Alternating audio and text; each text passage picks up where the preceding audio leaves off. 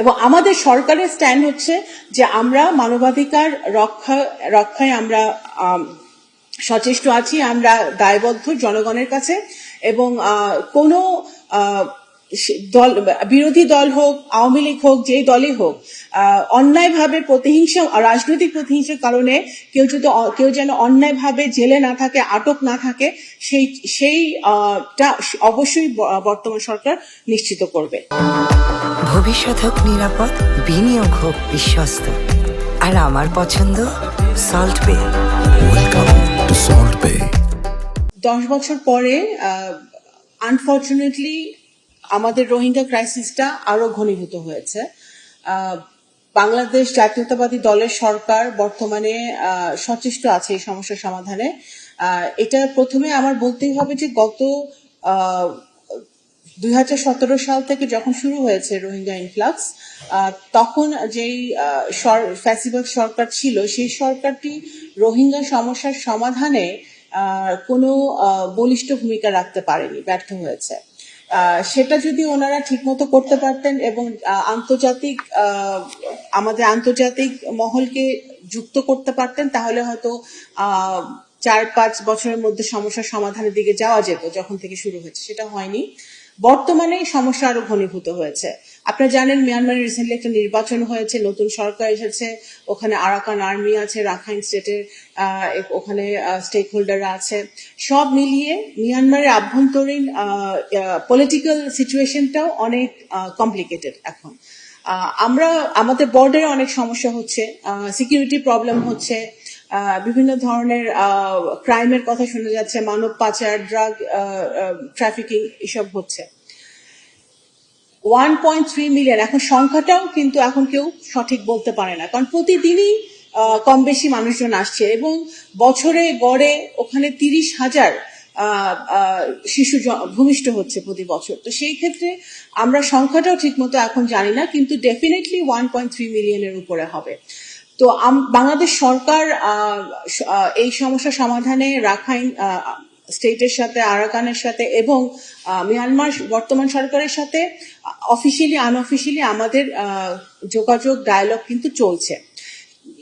ব্যাপারটা একেবারে একটা পলিটিক্যাল প্রবলেম, এটা খুবই সংবেদনশীল একটা ব্যাপার এবং এই সমস্যাটা আমাদের পলিটিক্যালি সমাধান করার প্রয়োজন। রিসেন্টলি মাননীয় প্রধানমন্ত্রী যে সফর হয়েছে চীন এবং মালয়েশিয়া, সেখানে চীনের প্রেসিডেন্ট খুবই জোরালো গলায় ওনারা বলেছেন যে ওনারা চেষ্টা করবেন এই সমস্যার সমাধানে এবং বাংলাদেশকে সহযোগিতা করবেন, মিয়ানমারের সাথে কথা বলবেন। মালয়েশিয়ার প্রধানমন্ত্রী একই আশ্বাস দিয়েছে। আমাদের অন্যান্য টার্কি রিসেন্টলি আমাদেরকে একই কথা বলেছে যে তারাও চেষ্টা করবে মুসলিম বিশ্বের পক্ষ থেকে একটা প্রেশার ক্রিয়েট করা যায় নাকি মায়ানমারের উপরে। তো সেই জায়গাটা থেকে আমরা কিন্তু সচেষ্ট আছি যে ইন্টারন্যাশনাল কমিউনিটিকে আরো বেশি ইনভলভ করার। সামনে সেপ্টেম্বরে ইউএনজি হবে, সেশন হবে, সেখানে রোহিঙ্গার উপর আরেকটি গুরুত্বপূর্ণ সেশন, হাই লেভেল সেশন হবে, যেখানে আমাদের মাননীয় প্রধানমন্ত্রী উপস্থিত থাকবেন। তো সেই জায়গাটা আমরা আশা করছি যে ওই সেশন থেকেও এই সমস্যার সমাধানের আরো কিছু দিক নির্দেশনা পাওয়া যাবে। এমওইউ তো একটা হয়েছে, এটা থেকে বের হয়ে আসলেও যে খুব একটা লাভ হবে আমি ব্যক্তিগতভাবে সেটা মনে করি না, কিন্তু আমার কাছে মনে হচ্ছে যে এখন জাতিসংঘ সহ অন্যান্য যারা স্টেক হোল্ডার আছে তাদেরকে আরো বেশি আমরা যদি যুক্ত করতে পারি এবং এখন আমাদের একটা অ্যাডেড বেনিফিট বা একটা শক্তি হয়েছে যে এখন ইউএনজি প্রেসিডেন্ট আমাদের মাননীয় পররাষ্ট্রমন্ত্রী, সেই জায়গাটা থেকে আমাদের বাংলাদেশের পক্ষে কথা বলার আন্তর্জাতিক মহলে একটা জোর হয়েছে আমাদের। তো সেই জায়গাটা থেকে আমরা মনে করি অ্যাটলিস্ট আগামী 1 বছর আমরা এই সক্ষমতাটাকে একটু ভালো মতো ব্যবহার করতে পারবো।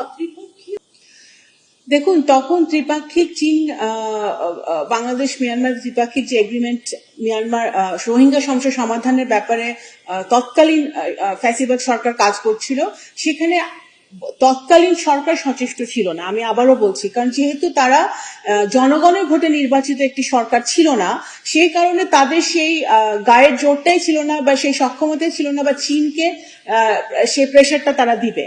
আমাদের বাংলাদেশের বর্তমান পররাষ্ট্র নীতি, যেখানে সবার আগে বাংলাদেশ নীতিতে আমরা পররাষ্ট্র নীতিটা পরিচালনা করছি এবং আমাদের মাননীয় প্রধানমন্ত্রী অত্যন্ত জোরালোভাবে সকলের সাথে সম অধিকার নিয়ে সম্মানের সাথে নিজেদের স্বার্থ বজায় রেখে উনি যখন কাঁধে কাঁধ মিলিয়ে মেরুদণ্ড সোজা করে যখন বাংলাদেশ কথা বলছে, বাংলাদেশের প্রধানমন্ত্রী কথা বলছে, তখনও চীন সহ অন্যান্য সকল স্টেক হোল্ডার কিন্তু আরো মনোযোগের সাথে আরো সিরিয়াসলি আমাদের কথাগুলো শুনছে। তো এই জন্য আমরা আশা করি যে বর্তমান প্রেক্ষাপট আগের প্রেক্ষাপটের চেয়ে একটু ভিন্ন, যে এখন যেহেতু বাংলাদেশে একটি নির্বাচিত সরকার, আমাদের নেগোসিয়েশনের জায়গাটা আমাদের আরো শক্ত হয়েছে।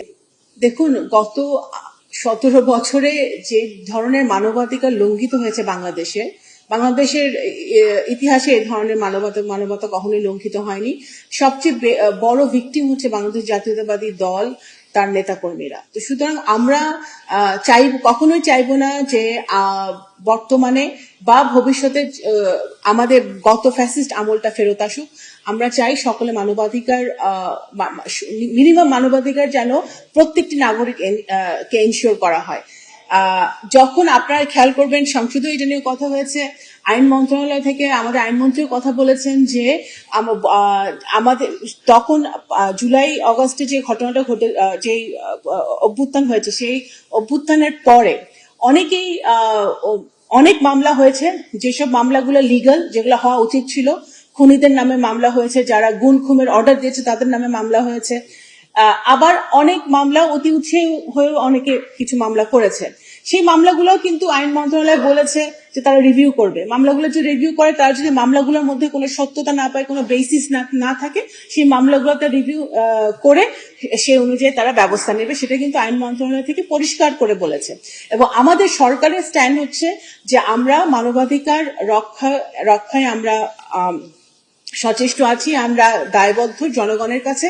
এবং কোনো দল, বিরোধী দল হোক, আওয়ামী লীগ হোক, যেই দলই হোক, অন্যায়ভাবে প্রতিহিংসা, রাজনৈতিক প্রতিহিংসার কারণে কেউ যেন অন্যায়ভাবে জেলে না থাকে, আটক না থাকে, সেইটা অবশ্যই বর্তমান সরকার নিশ্চিত করবে।